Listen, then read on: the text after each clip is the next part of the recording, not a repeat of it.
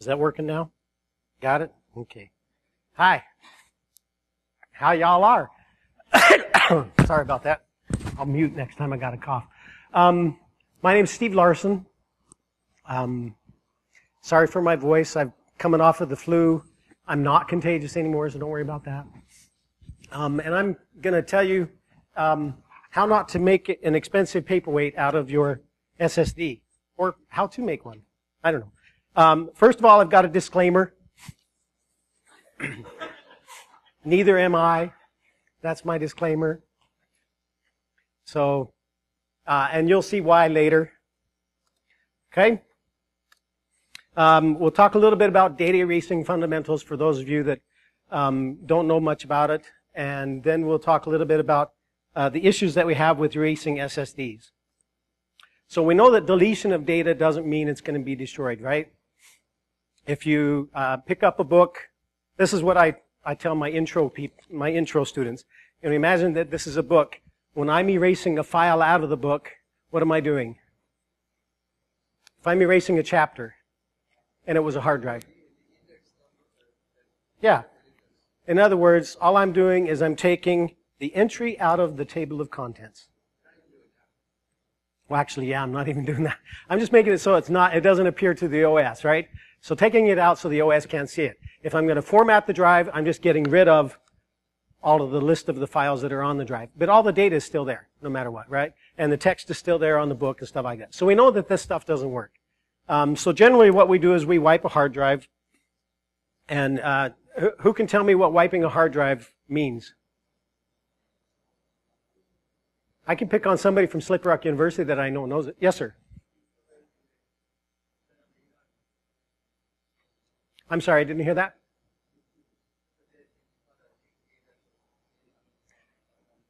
You overwrite every single bit on the disk, right? With some kind of random 0 or 1 or something. Yeah. And that way we can't get the data back. Yes, sir. I don't care what you record. I'm not coming through on the video. Well, that's because it's pointing way up here. Oh. Am I an HDMI? No, I'm a VGA. Okay? When it comes to SSDs, we have a different technology, so we got to use different methods, and sometimes we don't know what's inside the black box.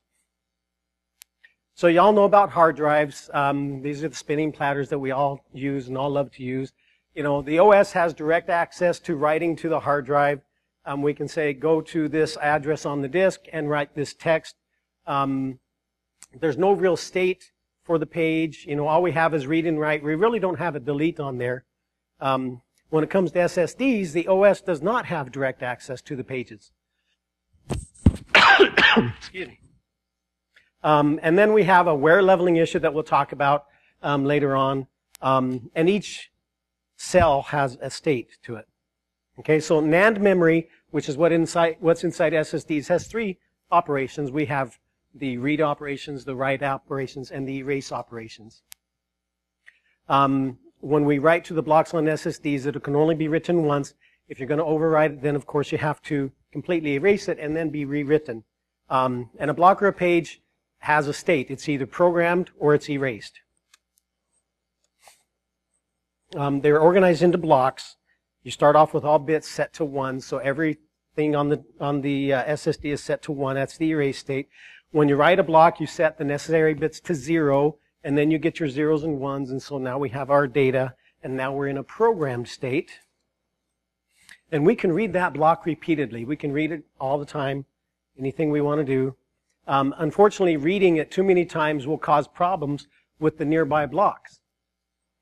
Why is that?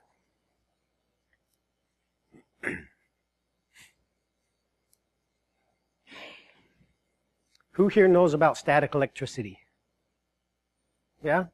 Do you like being shocked by static electricity? No? Why not? It doesn't hurt. A little bit, yeah. But you know, it's temporary, right? 1s and 0s don't like it. Why is that?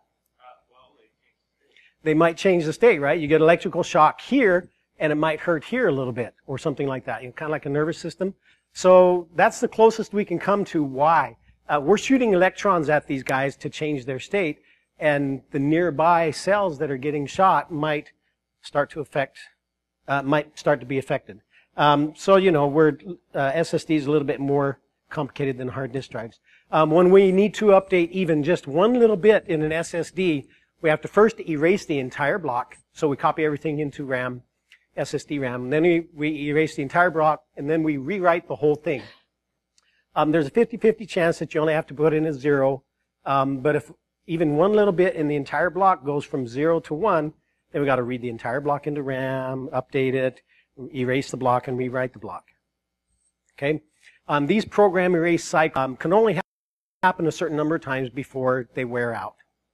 It's kind of like if you get that little static electricity shock, pretty soon the little nerve ending in your skin that's receiving that shock is going to wear out, right? It's going to get numb, and you're not going to feel the shock anymore, so it's kind of useless.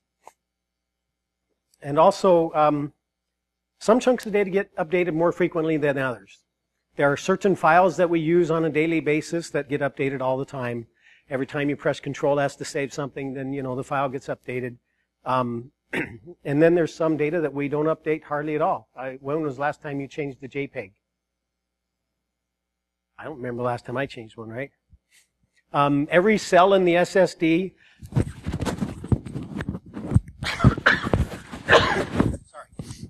every cell in the SSD has a certain number of program erase cycles that it can go through before it gets worn out.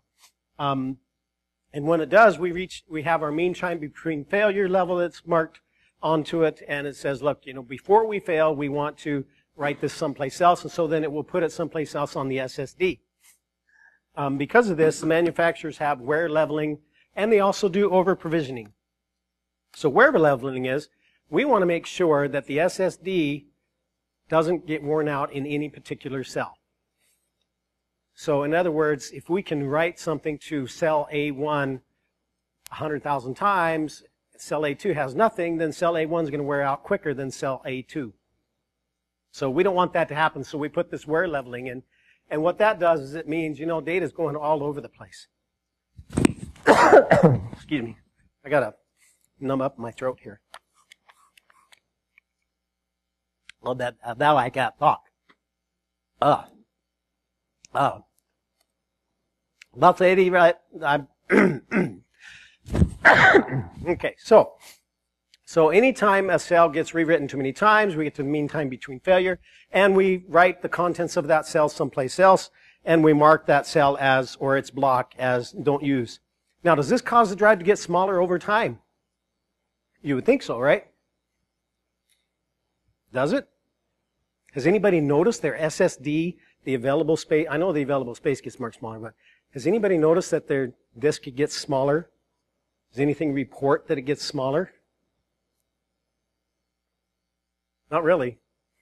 I don't think the firmware lets it happen, right? The firmware doesn't tell us. By the way, you know, you've now got 17 blocks marked bad, and you now have 1 megabyte less on your hard drive, right? We also have a thing called overprovisioning in SSDs, and I'll show you a different graphic on it later on. But basically, because of this wear leveling and cells can wear out, they add between 7 and 20% more space in your SSD than is advertised. Because if we mark it bad, we don't want you to think you're running out of space. So I've got a 64 gigabyte SSD here. As you can tell, it's not as new as we would like. It's a little bit older model. But that means it could have, you know, up to what? 1/5, right? What's 1/5? 12 extra gigs on here that we don't know about. So when we write a file, for example, our balance sheet. I'm an accountant. I've got a balance sheet. How many times a day? Any accountants here? No? How many times a day do you update a balance sheet? I guess it depends on your company, right?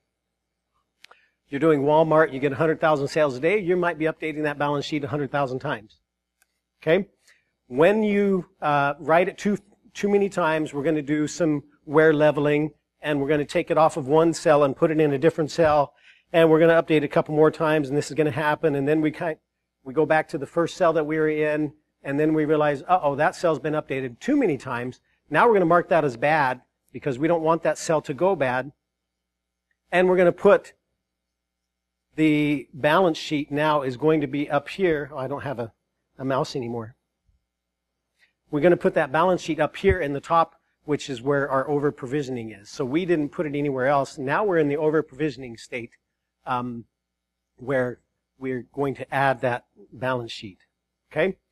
So the biggest thing that impacts how much space you have available on your SSD is how dynamic your data is. So if you're changing the files all the time, then maybe you don't want to use an SSD. Yes, it's fast. And yes, they are reliable now. But you could wear out real quick. So I hear of a lot of companies using SSDs in their servers. And I say, you know, that's a smart idea because it's, you know, really fast to read and write data, but you're going to be wearing out your SSDs real quick, depending on how dynamic your data is. And they haven't understood that part yet. However, not all is lost, right? The SSD controller makes sure that all pages get programmed and erased about the same number of times, so we have our wear leveling and stuff like that. And of course, there's the larger pool of spare over-provision space. Now that space is only accessible by the SSD itself, by the firmware. So we have our spinning disk, we know everything, where things go and stuff like that, and we've basically got access to just about all of it except for the, you know, sometimes the notebook manufacturer, the hardware manufacturer will say, I want to put this aside here so in case I have to recover something, I've got a recovery partition and stuff like that. But we basically can get to every single part on a spinning disk. When we go to an SSD, we have some invisible areas that the OS, that the operating system can't see. And it's really interesting because, you know, I've got 64 gigs here, but I've got maybe up to 12 gigs that I cannot see with my operating system. And that's the over-provisioning part. In case these cells over here go bad, I need someplace else to remap them. Okay? Now, SSDs are gaining in popularity, of course. And the best way to get popular when you're a hard drive manufacturer or an SSD manufacturer is to make the SSD look like a hard disk drive. So if you look at an SSD with, I don't know, a hex editor running on Windows, it's going to look basically like a hard drive. You're not going to see much difference, right? And they do this by following, you know, these ATA commands and stuff like that. They actually have to have what's called, let's see if I can get this up here, this flash translation layer. So the flash translation layer tells the operating system, okay, you've got these ATA commands, which has been going on for, you know, like a decade, and treat it just like that. So we're going to take the ATA commands, and we're going to write things to our SSD, just like you were writing them to the hard disk drive. So when we write something to a hard disk drive, yes, sir? It's SSD firmware, which raises another question, right? Every single manufacturer has their own flash translation layer, right? Yeah, it's firmware inside here, right? So when we tell it, write to something on a hard disk drive, we say go to this page and write stuff. When we have our flash translation layer, we say go to this page and write stuff. But if that's been written too many times, then we're going to go to someplace else and we're going to put it there. However, we're still telling the operating system, we know where it's at, and here's where it's at. So, unfortunately, what happens is that can leave some stale data all over the SSD. We also have some other issues. What if we want to wipe the SSD? Military specifications. How many times do we overwrite for mil-spec? Up to 35, right? Depending on the confidentiality level of the data, right? One project I was on, I did a stint with SCIC, and one project I was on, we had to not only do all these overwrites, but then we had to sandblast the disks, and then we had to melt them down. So I don't know why we just couldn't melt them down to begin with, but you know, this is the military, right? Okay. Unfortunately, we can't access all the pages with an operating system on here because we have over-provisioned data that will still contain data in the over-provision space. Also, anybody dealt with freeze lock? Yeah? You like it? Of course not. It's inconvenient. But you know what? We trade convenience for security, right? So we have this thing called freeze lock, and it's basically so we don't mistakenly wipe our SSD. or our hard drive itself. Okay. Some other issues, SSDs are fairly new. That's why they got this flash translation layer in, so people will accept it, because computer manufacturers don't have to come up with a new way to access the SSD, because we can just use the ATA commands that we've been using for over a decade. ATA secure erase, that's in the firmware and stuff like that. It doesn't work very well with SSDs. A guy down at UC San Diego and his team tried 11 SSDs that say they supported the ATA secure erase command, and only 8 of them supported it, and 3 of those had a buggy implementation where it wasn't reliable. So out of 11, we really only had 5 that they said you could actually rely on for secure erasing. Okay, you can do a cryptographic erasure. It works on hard drives or SSD or whatever, and you just delete the key. You encrypt the entire disk, and then you delete the key. Bruce Schneier says that's great if you're implementing it perfectly, and it's got to work perfectly every single time. And the other thing is, yeah, we could do that, but what happens in 3 or 4 years when somebody breaks that cryptographic key, and then they can get in at your data? And, you know, for us, we really don't care. Who has data from 3 or 4 years ago that they still use? 1? That wasn't a hypothetical question. You know, this is a real question. Yeah. 1, 2, 3, or 4. Yeah. Not very many of us, though, right? And if you don't do the cryptography wrong or correctly, you know, you can have some problems. Now, how would that be? Would that be easy to break? Just stand it upside down, right? Okay. So when we're doing erasure on SSDs, we've got to deal with the FTL and the freeze lock and stuff like that. We've got to have the OEMs got to cooperate. They have to actually perfectly implement their secure erase or their version of secure erase on the ATA commands. The secure erasure has to be verifiable. Can we verify and prove that it actually happened? And how are you going to verify that? If your operating system, how many of you use a hex editor or something like that to view data on a hard drive without having an operating system? Yeah, how would you do that? How are you going to verify that there is no data left on here? We just have to trust the OEMs, the people making these SSDs, and implementing that firmware. And once they've said they've done it, you know, they have to report it. Well, how do you report it if you don't know if it actually happened? So here again, we have to rely on their implementation of a flash translation layer. What doesn't work, here's some things that myself and some other researchers have tried. Logical erasing, formatting, the secure erase, we know that doesn't work. Cryptographic eraser, we delete the key, which kind of sanitizes the data, but you still got data on the hard drive, and maybe in the future somebody, you know, will find that SSD and they'll be able to decrypt it. Because, you know, we're humans and everything we make is imperfect by nature, so perhaps one of these days somebody will be able to break the encryption. And then we have traditional overwriting, but when we do that, we're going to overwrite stuff. However, some of the stuff that we're overwriting, the SSD is going to say maybe that should be over here. And then we have stuff, stale data left over on the parts of the SSD that we don't have access to because of the operating system. Now, what might work if you want to reuse the SSD? There are some people out there that have solutions. Bloomcon, ESA's, partedmagic, and stuff like that. But when you use them, how do you verify it actually happened? Like Bloomcon, they'll give you a report. Yes, we sanitized this SSD. Well, heck, that's good enough for me. I can throw that away now, right? They said that their solution works. Who am I not to trust them?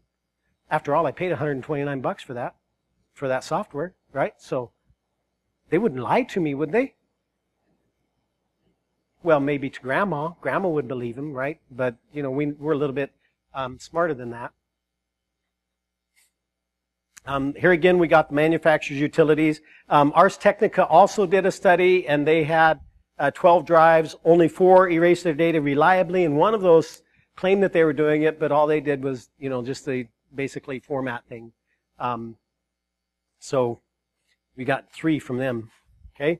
You could overwrite multiple times and use the secure erase and use a firmware initialization that should be able to do that. That hasn't worked reliably in the past, as Wei found out. And also the freeze lock, you need to overcome freeze lock. And all you got to do for freeze lock is you got to go to sleep for a little bit and then wake it back up. The Non-Volatile Systems Laboratory said that they bypassed the FTL and got to the NAND, but they had to develop new flash translation layers. They developed new extensions to it and stuff like that so they could directly access the SSD so they could make sure that they sanitized it. Now, here's another one of these. I'm not a smart man, guys. I took this little SSD here. Somebody gave this to me and they said, hey, can you check this to see that everything is completely erased off of it? And I checked it, of course, and guess what? There was data all over the place. Unfortunately, I was checking it with a software program that was running on top of an operating system. And guess what? The operating system can't see the over-provisioned part of the SSD. So how was I supposed to verify that this was totally able to come here and be thrown away? I couldn't find a way. And then my wife said, well, don't you have forensic tools at your disposal? So I said, hey, I do. I wonder if this will work. So I did a bit copy from a hard disk drive to this SSD using a Tableau forensic duplicator. Guess what happened? Bit copy, bitstream copy. The FTL did get in the way, right? Just going to tell me, do this, do this, do this, do this, right? So, did it work? Not quite. I couldn't access it with the operating system anymore. So I tried partedmagic, and here's what came up in partedmagic. So I have 64 gigs. And when I open it up in partedmagic, I got this RID, or RI data, right? So what is this? So 1, 2, 3, what is that? 8.7 gigs? No, 8.7 gigabytes is what it's reporting. Well, if I did the bitstream copy of this, shouldn't there be nothing on there?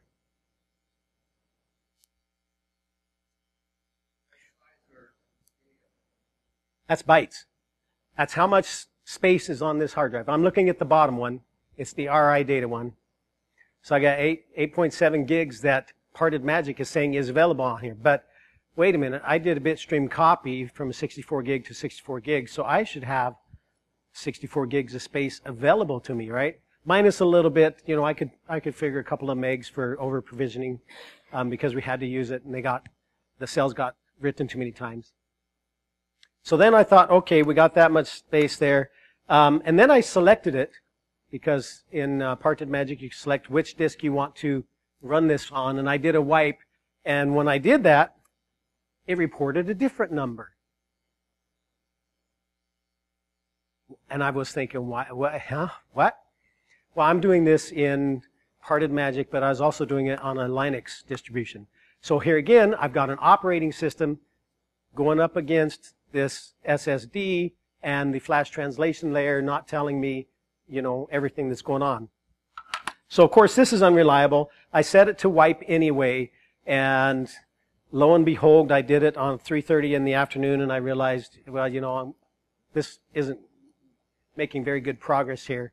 So I came back the next day, and it was, oh golly, 19 hours, I think, or something like that, when it finally finished. And when it finally finished, it said, hey, success, we're done. So then, of course, I connected up to my Windows system, and guessy whaty, hey, you know what, I need to format this drive. So I connected it up to my Windows system, and I said, okay, I'll format this drive, NTFS, no problem, 64 gigs, or maybe 8 gigs, or maybe 4 gigs, whatever the size is. It shouldn't take too long. And I even did the little, I unchecked the box, so it's going to do a quick format. And it failed on the quick format. But it took about 3 hours to fail. So then I thought, well, what if I do a full format? So I checked the box to make sure it doesn't do a quick format, and 37 hours later, it failed. Yeah. So it's like, oh, okay. Good thing it's spring break and I don't have to go teach or anything. So now I have an expensive paperweight because not only can my OS not see it, partedmagic couldn't do anything with it. I tried that. OS can't see it. So this is how you get rid of it. Now, is the data gone? According to researchers and according to what I would think I still have data on here. I'm not trusting anything. Wei and those guys, they wrote data to an SSD and they put fingerprints on it so they knew exactly what data they personally wrote and so they could find it again. And they did overriding about 20 times, up to 20 times. It's been reliable, and they said, you know, the built-in sanitize commands are effective when implemented correctly, but they're usually not. And so they ended up making 3 of their own flash translation extensions to sanitize files and disks, SSDs. Now, when you really got to get rid of the data, what do? Well, you could do physical destruction, right? Take this off and take the motherboard out and all that kind of stuff. But you could still get data off of the chips. We had a chip off thing yesterday, right? So, or was that today? That was this morning, right? You could still get, was that this morning? That was yesterday, right? You could still get data off the chip. I've got a colleague at George Mason University. He and I are working on chip off information from point of sale devices. So, you know, the little telephone size things are in the restaurant and you swipe your card. If they don't get a response when they put in the phone number, if they don't get a response in 5 minutes, they spit out a receipt anyway, and then they batch process all of the leftover transactions that night. And if somebody comes and swipes that before the batch processing gets done, then they could have a whole bunch of information on their hands.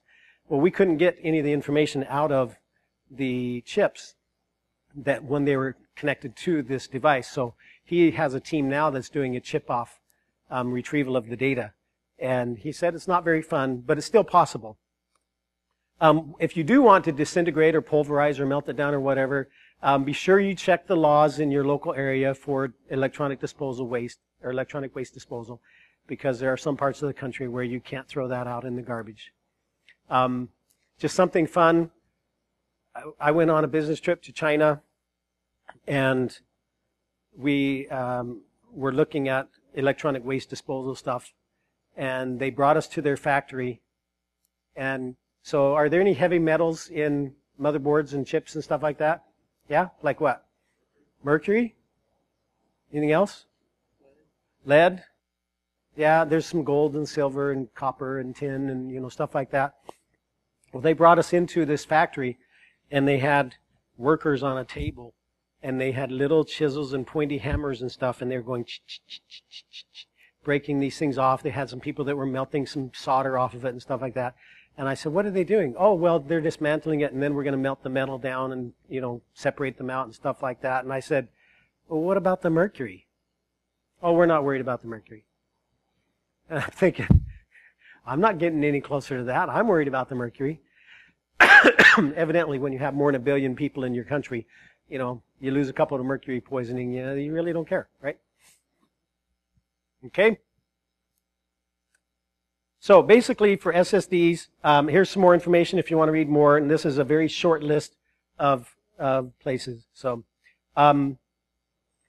if you want to securely delete data on the SSDs, right now I would say pulverize or melt or something. But whatever you do, you gotta get rid of those chips. Yes, sir. Pardon me? Bloomcon says that they've got a really good solution, B-L-A-N-C-C-O. However, we are relying on their own reporting. So, self-reporting, I mean, I have not seen them given to NIST. You know, NIST has some stuff right there, but I haven't seen them tested by NIST yet.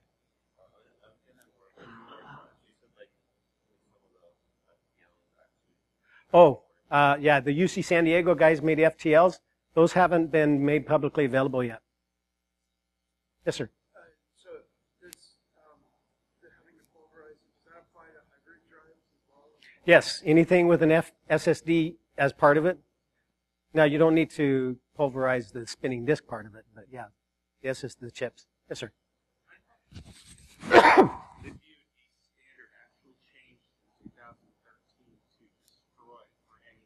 To destroy for SSDs? No. Oh, for any hard drives? Oh, really? Wow. Yeah, I thought that changed. Well, I haven't worked for the government, or for that part of the government for a while. So. Okay. But I would definitely make sure if you're referencing the DoD piece, Right. to double check. Double check and see what it is. Yeah. Make sure. I think it is now destroyed. Right. Partially in light Of SSDs. Yeah. Yeah, NIST put out a new one in 2014, a new data disposal thing. So, and theirs actually says, you know, depending on the confidentiality levels, here's what you need to do and stuff like that. So, yes, ma'am. Sure.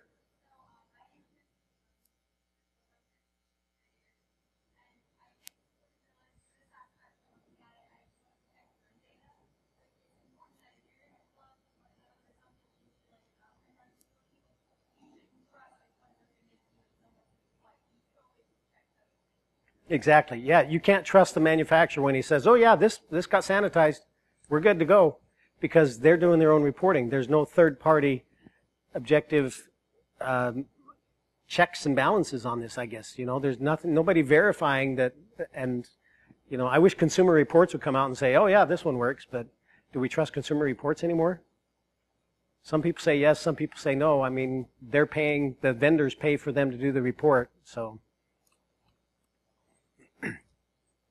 Well, if there's no other questions, then I know I'm the only one waiting between you guys and getting presents, so, or prizes or whatever it's called. Is that in here or is that next door? That's next door. Okay, we have to wait on them. So, sorry. I would give this as a prize paperweight to somebody that wants it, but since there might still be some data on it, I'm not going to do that.